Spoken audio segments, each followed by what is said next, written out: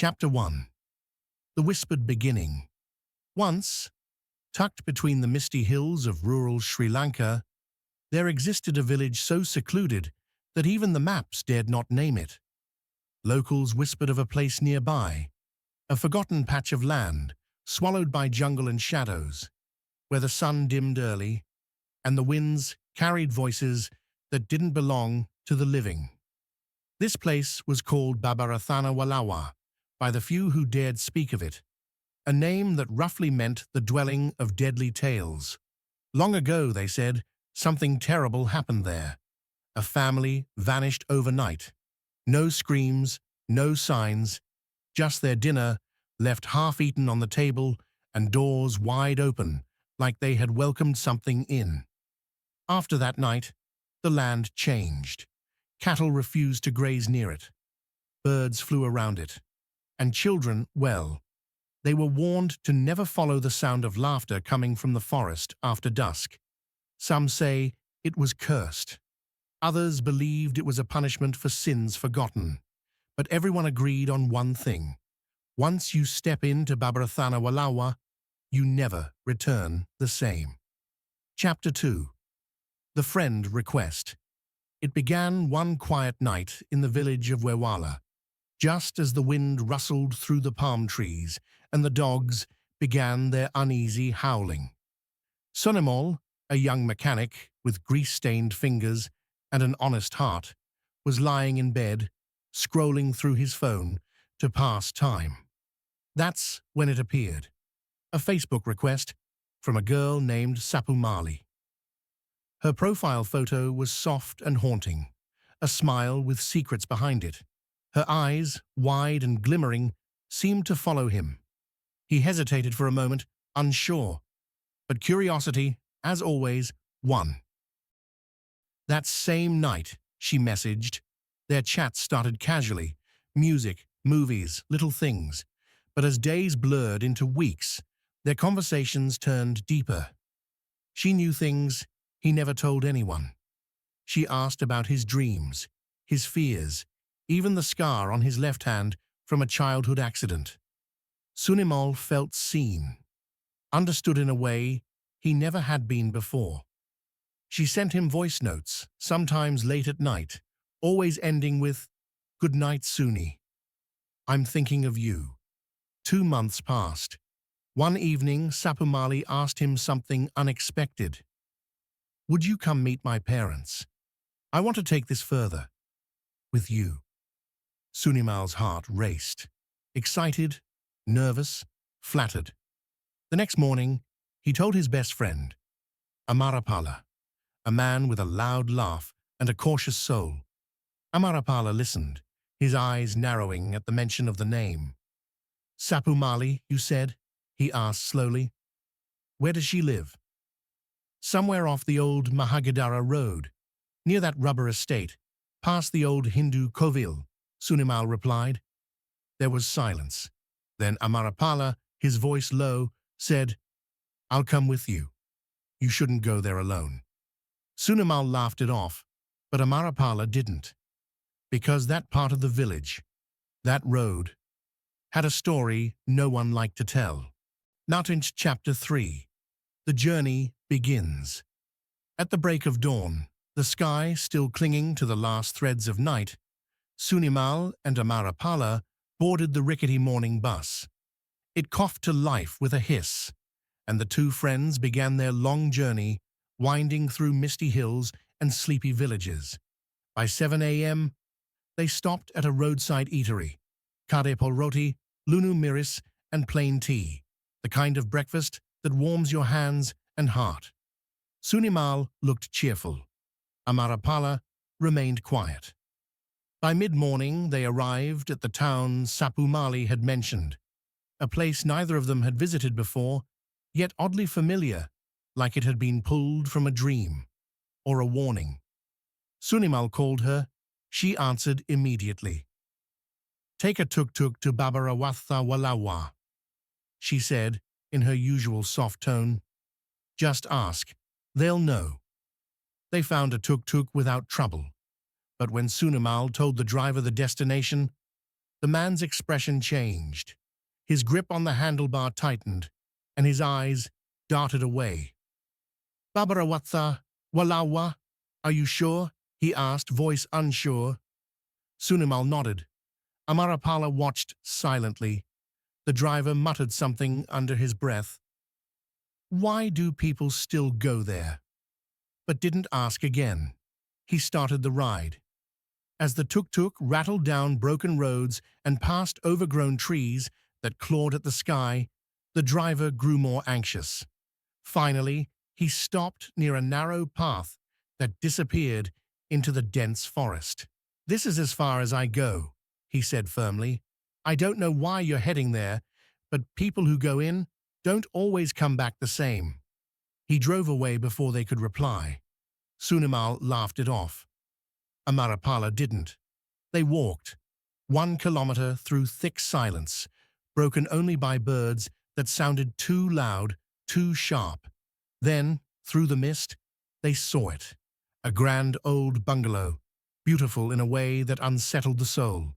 Stone pillars, arched windows, and a gate that creaked without wind. It stood like a memory too stubborn to fade. As they stepped closer, the front door opened. Sapumali stood there, dressed in white. Her parents, mother and father, beside her. And a boy, perhaps her brother, lingering in the shadows behind them. They all smiled. But Amarapala noticed something. Their smiles didn't reach their eyes. Their faces were pale, lips faintly blue. Their clothes looked decades old, like they'd stepped out of an old photograph. Sunimal didn't see it. He smiled back and stepped forward, saying, "We're finally here."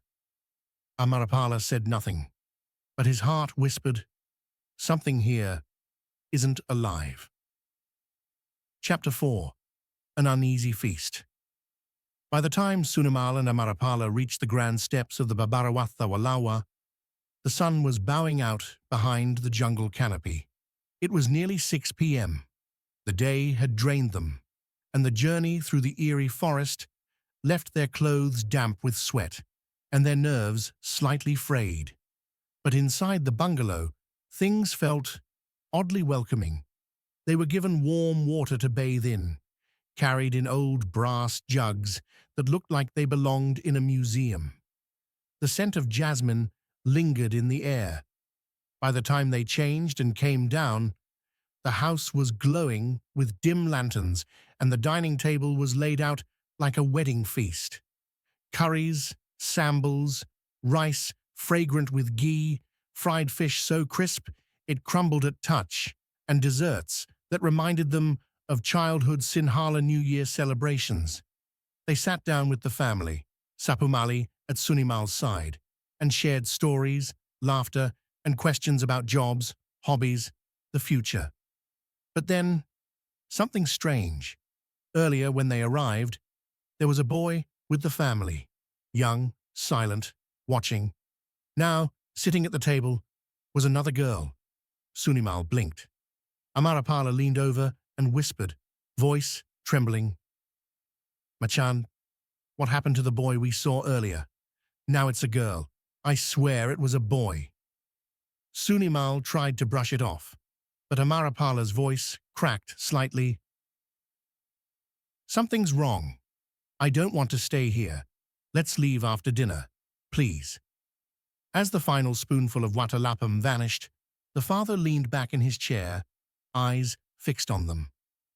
"Puthala, how are you planning to go home now? Look how dark it's gotten. The forest isn't safe.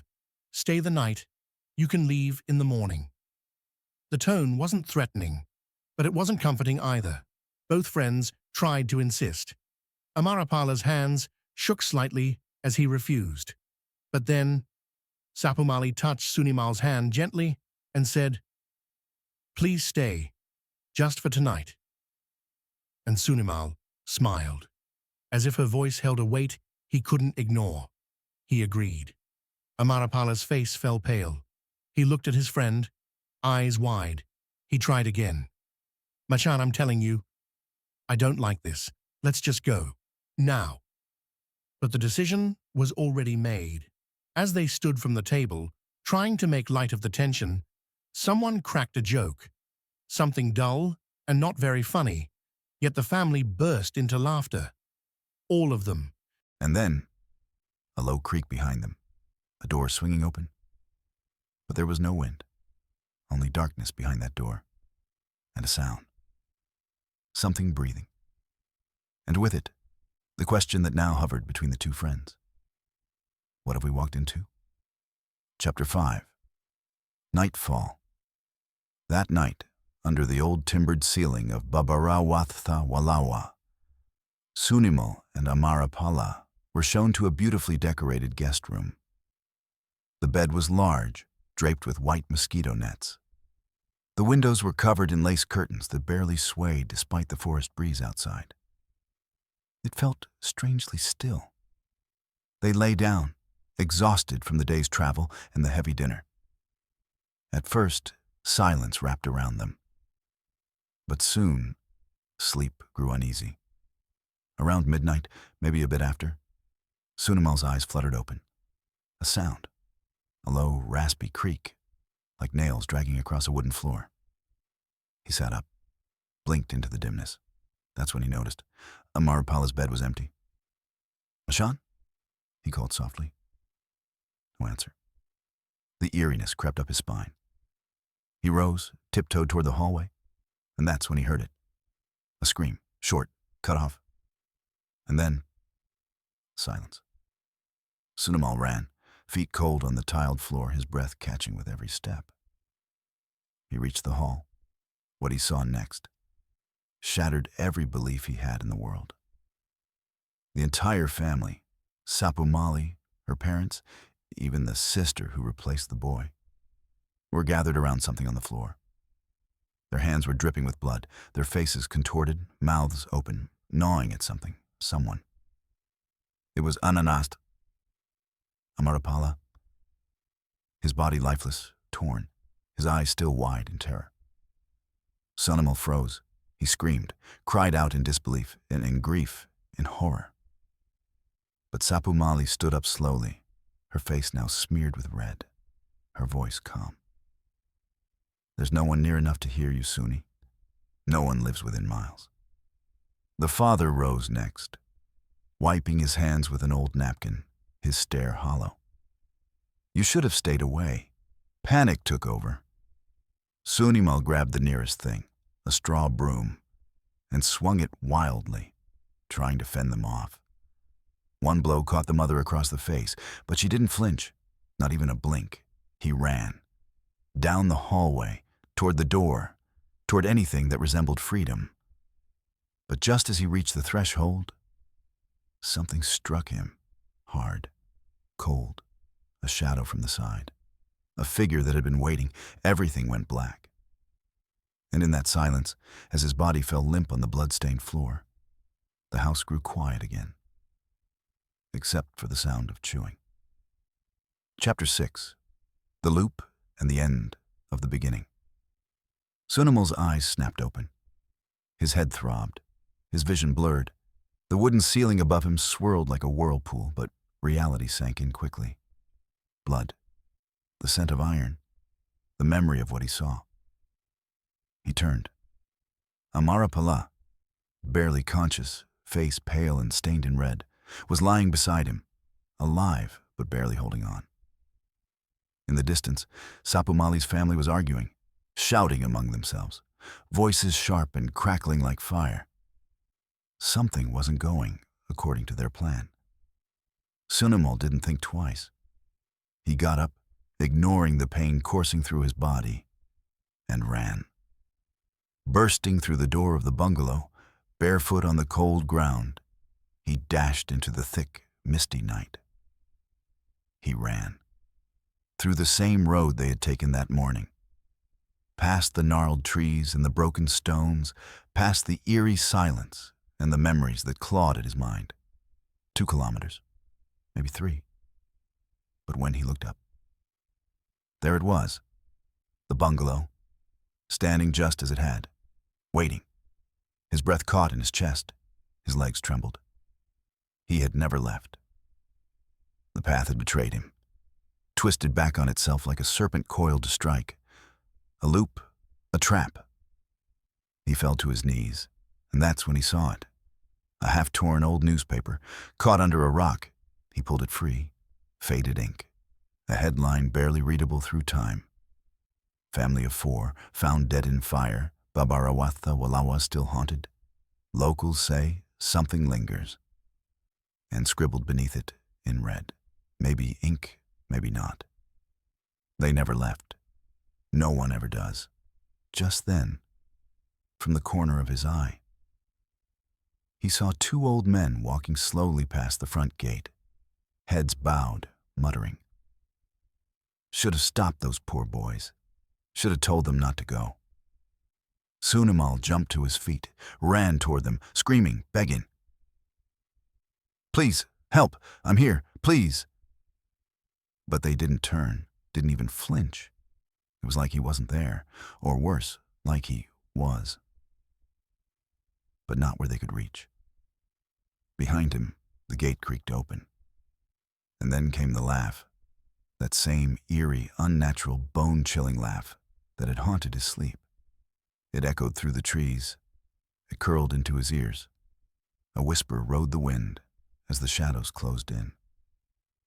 You are not alone, and you are not leaving us.